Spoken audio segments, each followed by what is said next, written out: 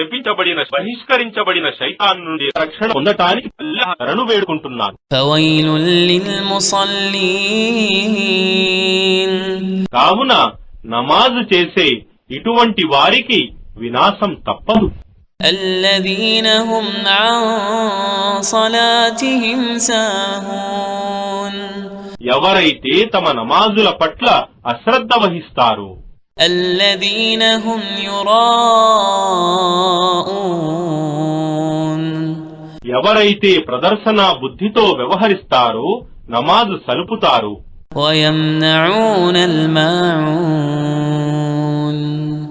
మరియు ప్రజలకు సామాన్య ఉపకారం, సహాయం కూడా నిరాకరిస్తారు.